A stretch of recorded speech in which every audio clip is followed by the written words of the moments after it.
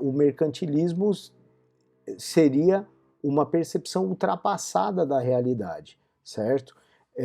Então, a partir daí, você tem um deslocamento da importância da circulação para a produção.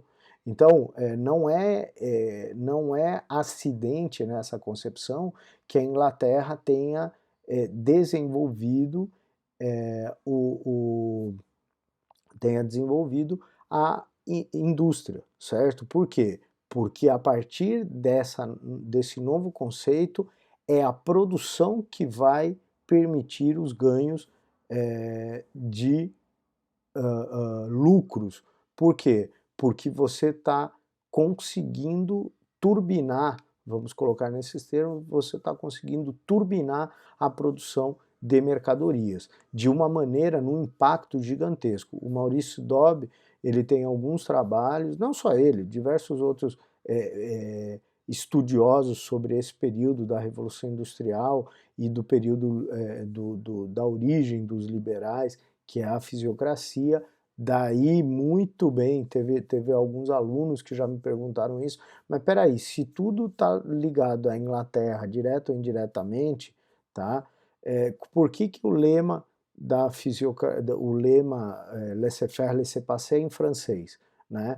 Porque a espinha dorsal, a semente do liberalismo está num conjunto de pensadores que era francês, eram os fisiocratas.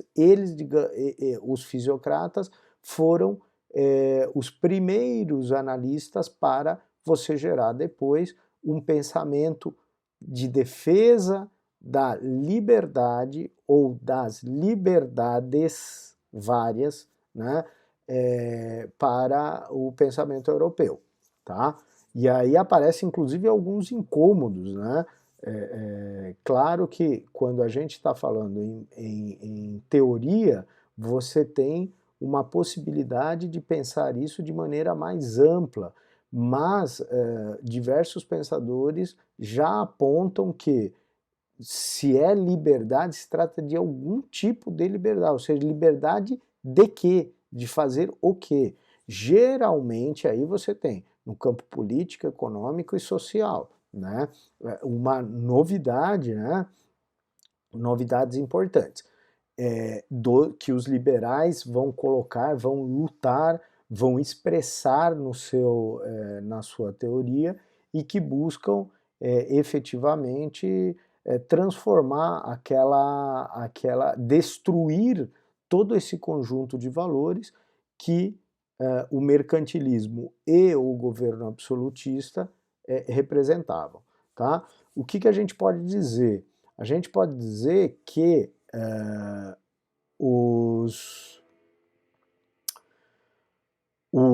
sistema absolutista, ao concentrar os poderes na mão do rei, criava distorções, né? Por quê? Porque o rei, por melhor que fosse, por mais sagaz e inteligente que ele fosse, ele não conseguia entender o movimento geral que na versão dos liberais, era quase natural. Ou, se você quiser, para os nossos dias, é inesperado. É por isso que ninguém consegue prever com uma precisão tamanha o que vai acontecer nos próximos 2 meses, por exemplo, em relação à economia, certo? Você tem ideias, tem tendências, mas muitas vezes essas tendências são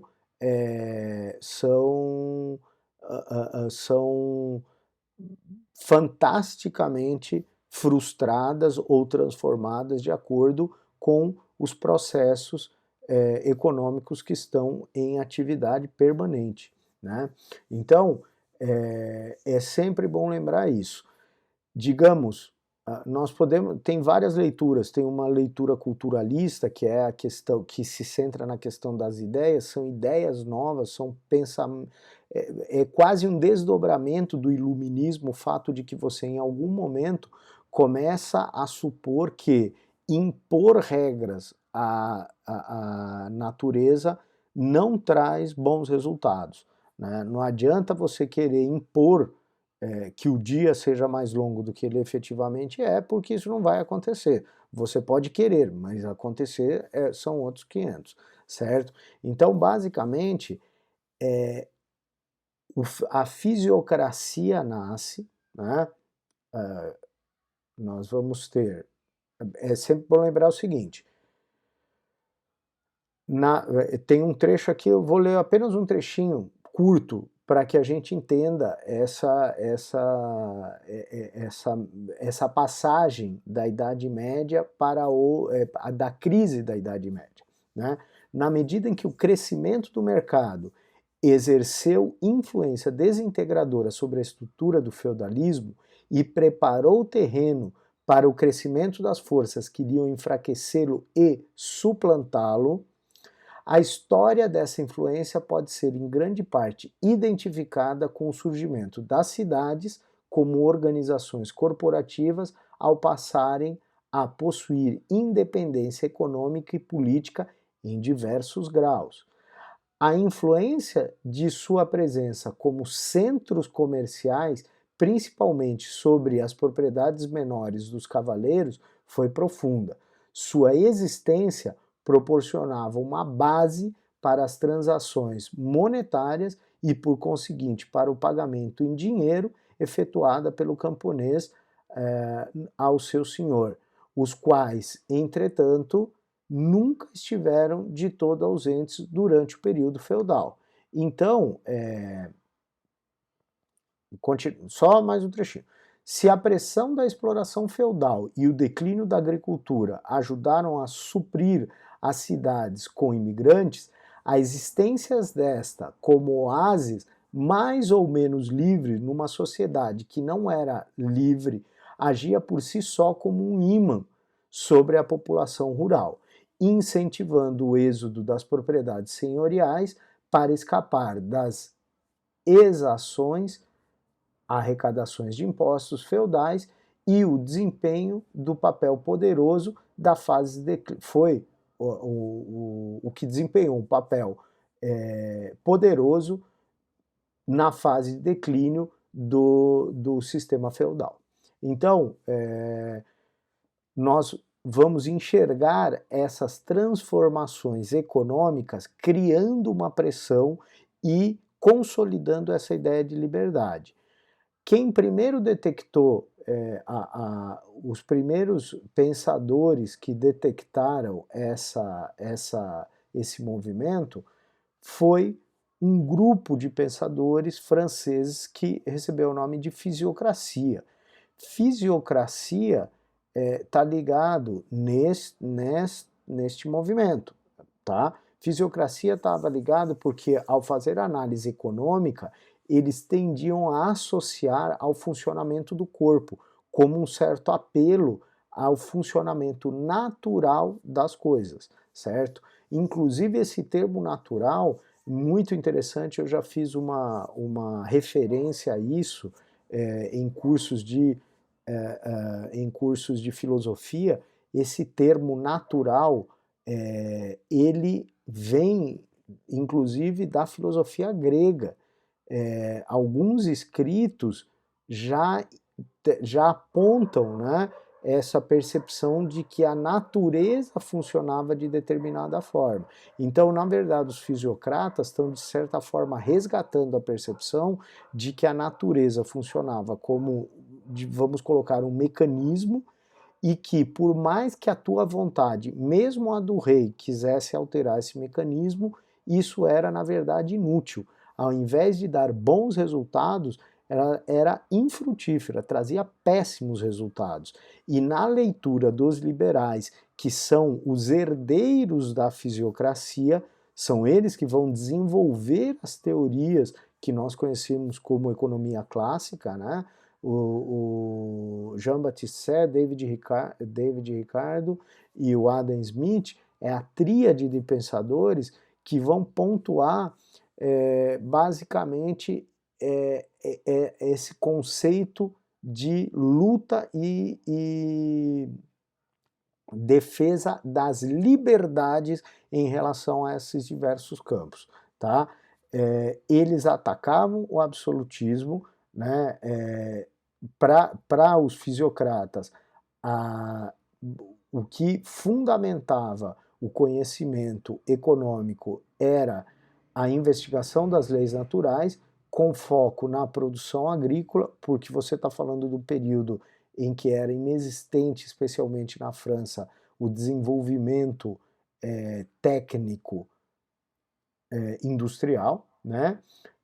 E contestavam a intervenção estatal, justamente porque eles admitiam o funcionamento natural do sistema. Lema deles, laissez-faire, laissez-passer, é deixe fazer, deixe acontecer. O mundo caminha por si só, ou seja, o lema, o laissez-faire, laissez-passer, deixe fazer, deixe passar, ele já indicava que as coisas ocorriam naturalmente e que qualquer intervenção para tentar modificar isso, na verdade, alterava o sistema de maneira negativa. Tá? Isso que vocês estão vendo, essa luz que surge eventualmente, é o sol que está entrando aqui no quarto, tá bom? Então, os fisiocratas dão grande importância à agricultura, que neste momento é o setor da produção, né?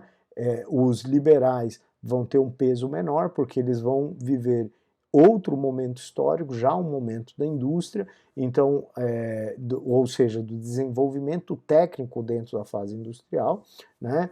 E especialmente insinuavam um anti-intervencionismo estatal, os fisiocratas, na medida em que a natureza não precisava de ações externas para funcionar, certo? Então, quais são as contribuições dos fisiocratas para os liberais?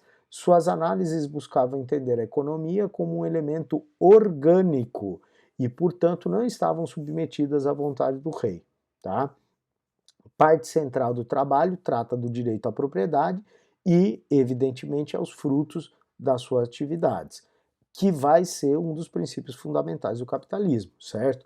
Confere grande importância ao detentor de capital, né? E as ideias e críticas favoreciam a burguesia, que até então estava submetida à nobreza. Naquele edifício, você tinha o terceiro estado, considerando a questão francesa, que de outra era a base, era similar em todas as monarquias dos séculos 17 e 18, vamos colocar nesses termos mais genéricos, tá? Eles prepararam o terreno para o ideal liberal que buscava consolidar as liberdades individuais e os direitos naturais. Daí aquela ideia, por exemplo, em direito do justnaturalismo, tá? Então, nós vamos ter esse movimento importante que é a fisiocracia, que na realidade seriam basicamente a semente que vai gerar o liberalismo. Então, o liberalismo a gente pode fazer aquele quadro geral, né, do liberalismo, colocando o seguinte: os liberais, os pensadores liberais, eles aprofundam e ampliam as ideias fisiocratas. A fisiocracia vai ser a semente que os liberais vão utilizar, vão se aproveitar para conseguir consolidar as suas teorias. Tá? Nesse caso, no aspecto político, não importava a forma de governo, se monarquia ou outra, mas devia ser constitucional. É por isso que alguns estudiosos apontam a questão da representatividade. Passa a ser cada vez mais importante haver governos representativos, em que as elites se enxerguem, se sintam fazendo parte do exercício do governo, tá? Então a Constituição vai ser a ferramenta pela qual os demais agentes políticos vão se tornar presente no exercício político, tá? A Constituição vai ser fruto de uma discussão do parlamento, né, do legislativo, que vai consolidar as leis, as regras gerais do que pode e o que não pode fazer, tá? Isso no campo político. No campo econômico, eles pregavam a liberdade dos fatores do capital, ou seja, o governo não poderia determinar o que, quanto, como e de que forma eram feitas eram produzidas as mercadorias, certo? Existe uma questão que já me foi perguntada uma vez sobre de que forma isso seria produzido. Aí alguns disseram, não, mas então eu teria o direito, por exemplo, de ter escravos, porque eu acho, né, eu acharia que a escravidão, eu poderia me aproveitar economicamente da escravidão. O raciocínio econômico, de fato, dentro dos liberais, está certo, tá? O problema é que, a par desse raciocínio, e é por isso que existiu escravidão, muitos locais admitiam diversas partes do liberalismo sem abrir mão da escravidão, né? No entanto, a doutrina jurídica e depois as práticas negaram a possibilidade de você usar a mão de obra escrava. Não, nem na sua acepção econômica, mas na sua acepção ética, vamos colocar desse jeito, tá bom? Então, na verdade, o trabalho escravo foi considerado uma mácula, um problema, algo que devia ser eliminado da face da humanidade. Porque muitos dos analistas diziam que a existência da escravidão corrompia até mesmo o dono do escravo, tá? Então, vamos lá. Campo político, campo econômico, liberdade dos fatores de produção. Campo social, ou vamos dizer sociocultural, liberdade de expressão para você, sem coação, poder expor aquilo que você está pensando, desde que dentro da lei. Você não pode propor coisas ilegais, você pode lutar para que a lei mude dentro das regras do jogo. Você não pode propor coisas ilegais sem se preocupar em traçar, em conseguir um apoio generalizado para que a lei mude. Então, para que alguma coisa deixe de ser ilegal, você tem que trabalhar pela mudança da lei e não simplesmente defender aquele elemento que era proibido, tá? Nós vamos ter um novo elemento que é a meritocracia dentro da sociedade, ou seja, a sua habilidade permitiria, as diversas habilidades que as pessoas têm, permitiriam que elas se aproveitassem das suas habilidades para conseguir maiores benefícios dentro da sociedade e, portanto, ascender socialmente, concentrar cada vez mais poder, fosse ele econômico, social ou qualquer outro, dentro dessa sociedade. O que era uma novidade, porque na Idade Média você tinha as diferenças de nascimento, certo? Então, muito bem, nós vamos ter os liberais propondo isso, então, campo econômico, político e social, tá? Essas liberdades individuais, notem isso, essas liberdades individuais, elas vão ser reguladas dentro do consenso que a maioria da população, representada por seus políticos, pelos políticos eleitos, vão determinar como sendo o que é correto e o que não é correto naquele momento, certo? Então, este seria o desenho geral, né? Este seria o desenho